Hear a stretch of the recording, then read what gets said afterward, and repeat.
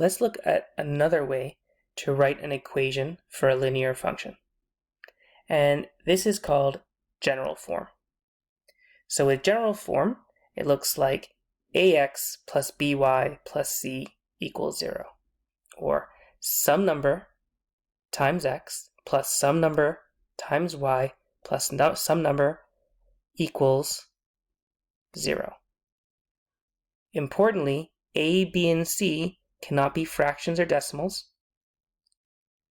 The equation must be set equal to 0. And the leading coefficient, this a here, or the number next to the x, that must be positive. Okay? So a must be positive, b and c can be positive or negative, but they can't be fractions or decimals, and the equation must be set equal to 0. That is the general form of a linear function. Let's look at converting from slope-intercept form, y equals mx plus b, to the general form, the ax plus by plus c equals 0. And look at that general form again. Remember, everything must be on one side, set equal to 0 on the other side. A, b, and c can't be fractions, and a must be positive. Those are our rules. So looking at 1a there, y equals negative 3x plus 5. I want 0 on one side, everything on the other. I also want the number next to the x to be positive. So I can accomplish those goals by adding 3x to both sides and by subtracting 5 from both sides. Let's see how that's going to look on just the right side. So on the right side, we have negative 3x plus 3x. That's just 0. 5 minus 5 is also 0. So we've accomplished our goal of having 0 on one side. But remember, any operation you do on one side, this adding 3x and subtracting 5, you must do on the other side. So we'll add 3x and subtract 5 from the other side. So we have, on the other side, we're adding 3x. We have a positive y there. And we have our negative 5, or subtracting 5. And that is equal to 0. So there is your general form. 3x plus y minus 5 equals 0. Okay, next example. Y equals negative 3 over 2x plus 1. And there's various strategies you can use to get this into general form. What I'm going to do is I'm looking at that coefficient of x, the number next to the x, and I see that it's negative and it's a fraction. That in general form must be positive and it can't be a fraction. So I have to do something to that to get it into the form I want. So I want it to be positive, and I want to get rid of that fraction. And I can accomplish both those goals by multiplying by a negative. Multiplying by a negative will change that negative to a positive.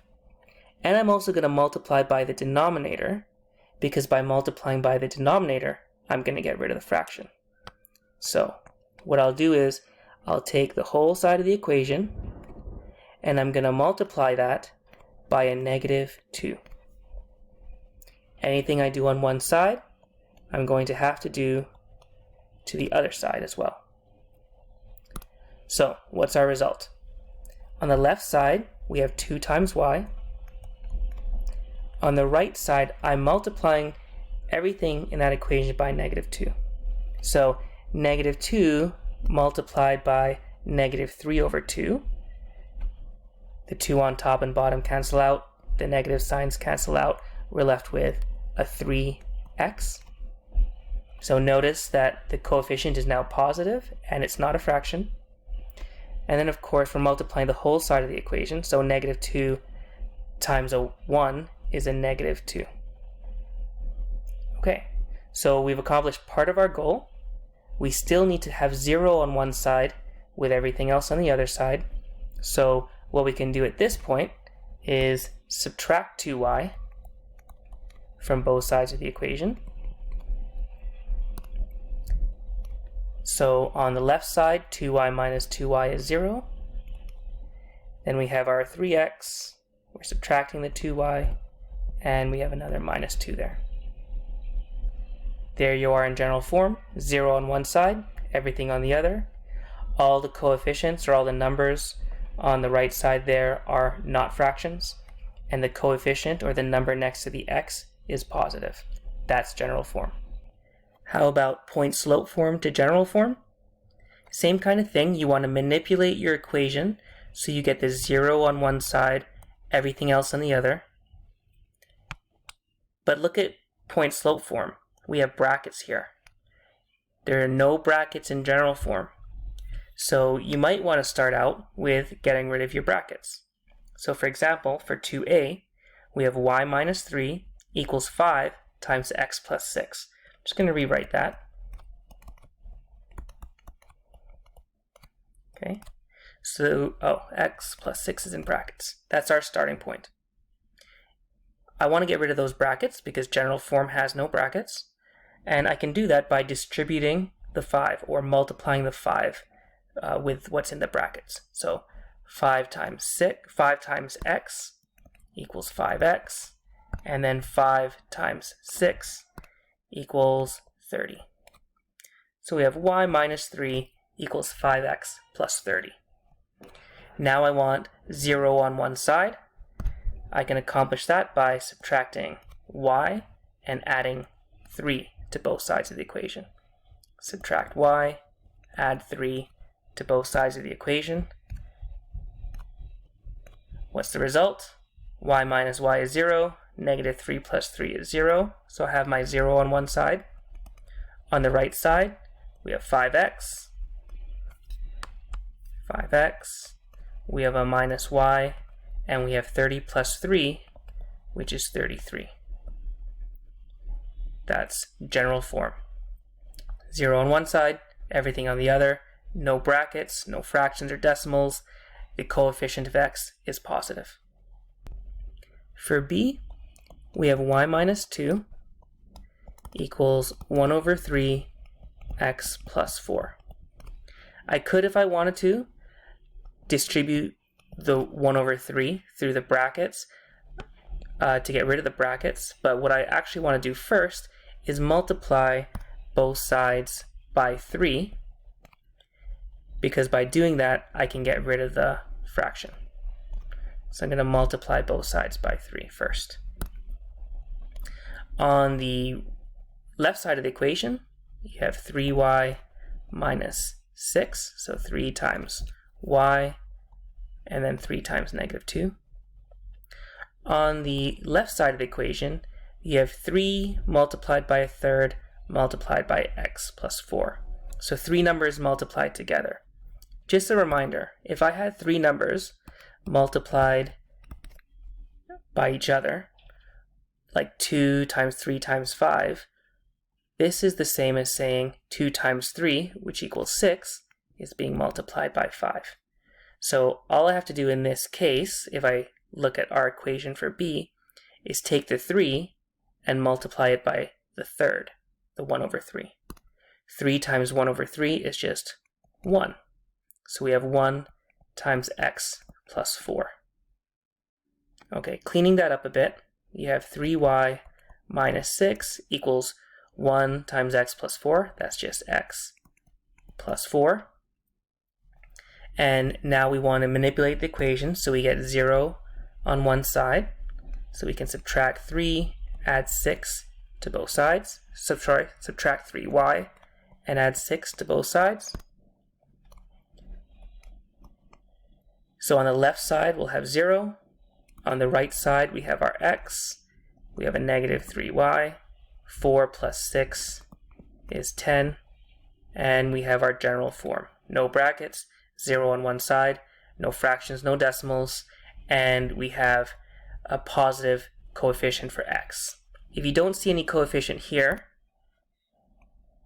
it's really just a 1. 1 times x is in there. For these next two examples, we're going to look at getting information about a linear function using the general form. Specifically, we're going to look at getting the slope and some point on each of the following lines. And the easiest way, I think, to do this would be to convert to slope-intercept form. So convert to slope-intercept form, y equals mx plus b, because then if you do that, you'll have your slope and you'll have the point on the graph being the y-intercept. So you'll get the information you want by converting to slope-intercept form. So let's do that. For a, we have 2x minus 2y minus 6 equals 0. For slope-intercept form, we have the y by itself, everything else on the other side. So what we can do is, for a here, if we add 2y to both sides, we get rid of it on the left side and it will show on the right side. So our result from adding 2y to both sides would be 2x minus 6 equals 2y. We want y by itself, so all we need to do is divide both sides by 2. And as a result, we have 2x divided by 2 is just 1x, or x. Negative 6 divided by 2 is negative 3. That equals y. So that's your slope-intercept form. Well, what's the slope? The slope is 1x, so your slope equals 1, or 1 over 1, and your y-intercept equals 3. Written as an ordered pair, the point on your graph as your y-intercept would be 0, negative 3. For b, we have 4x plus 3y minus 24 equals 0. If I want to convert this to slope-intercept form, I want to leave this 3y alone because it's already positive. I still want to get y by itself, so what I'll do is I'll subtract 4x and add 24 to both sides. Subtract 4x, add 24 to both sides. As a result, let's make this cleaner. As a result, on the left side, you're left with 3y, and on the right side, you have negative 4x plus 24. The goal again is get that y by itself. So at this point, we can divide both sides by 3. So on the left side, we'll have y. On the right side, we'll have negative 4 over 3x plus 24 divided by 3, which is 8. So that's your slope-intercept form. From here, we can see that our slope is negative 4 over 3, and the point on the graph is our y-intercept. The y-intercept has an x value of 0, so our ordered pair is 0, 8. How about writing a linear function in general form, knowing information just about 2 points along a line? So for this example, we're going to write the equation of a line that passes through R and S in general form. Well, we know that if we have 2 points along the graph, we can figure out what the slope is. And since we're given a point, we're actually given 2 points, but we just need one of those points to use along with the slope in order to write the equation in point-slope form. As a reminder, point-slope form is y minus y1 equals a slope times x minus x1, where x1 and y1 is some point in the graph, some point along the line in the graph. Okay, so first step, let's determine the slope. So we can say negative 1 minus a negative 4 divided by 5 minus a negative 3. Negative 1 minus negative 4 is a positive 3. 5 minus negative 3, or 5 plus 3, is 8. Now that we have the slope, all we need is a point along the line. We can use either point R or point S. I'm just going to choose to use point R because, I don't know, it's the first point. And let's write our equation now. Y minus y1, where your y1 is in negative 4, so that would be y plus 4, equals the slope, which we calculated as 3 over 8, multiplied by x minus x1. Your x1 is negative 3, so minus x1 is plus 3. And that is your equation in point slope form. The goal, however, is to get this equation in general form. So let me rewrite it. Y plus 4 equals 3 over 8 times x plus 3. Remember, general form, what we've been doing in this lesson is ax plus by plus c equals 0, where everything's on one side, 0 is on the other side. There are no brackets, there are no fractions, and the number next to the a, or the coefficient of x, is positive. So the first step in this case, what I would do would be get rid of the fraction. And we can get rid of the fraction by multiplying by the denominator of your fraction. So multiply by 8, and we'll do that on both sides. So on the left side, we have 8 times y is 8y. 8 times 4 is a positive 32. On the right side, we have 3 over 8 times 8, which is 3, and that's being multiplied by x plus 3. And then we want to get rid of those brackets, so we'll distribute that 3.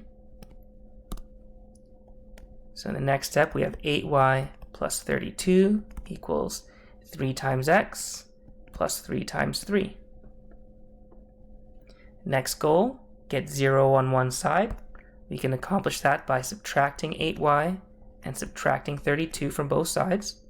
Subtract 8y, subtract 32 from both sides, and we should get our result. 0 on the left side, on the right side, 3x minus 8y, and then 9 minus 32 is negative 23. So that is your equation in general form. So last example, let's look at the x and y intercepts of a line written in general form and then graph the function. So what we'll do is we're going to try to get the x-intercept, and we're going to also solve for the y-intercept. Reminder, the x-intercept occurs when y equals 0, and the y-intercept occurs when x equals 0. So all we have to do is take our equation, 3x plus 4y minus 12 equals 0, and substitute 0 in for y, and then solve for x. So let's do that. We're substituting 0 in for y, so that what we'll end up with is 3x minus 12 equals 0. At this point, you just want to solve for x, so add 12 to both sides.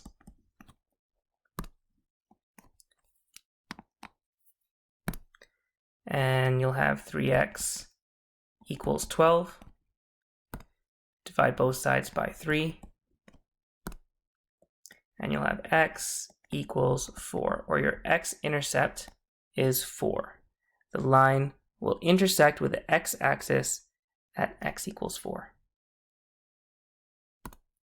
For the y-intercept, we do a similar approach, but we'll substitute 0 in for the x. So we have our equation 3x plus 4y minus 12 equals 0, except x equals 0, so we'll substitute that in for the x. So you'll have 4y minus 12 equals 0. You want to solve for y, so you can add 12 to both sides. As a result, you'll have 4y equals 12. Then you can divide both sides by 4. And you'll have y equals 3. So the graph intersects the y-axis at y equals 3. And so you have two points along a straight line. You can draw a line between those 2 points, extend it out, and that is a graph of your function. All right, that's it for general form. Thanks all.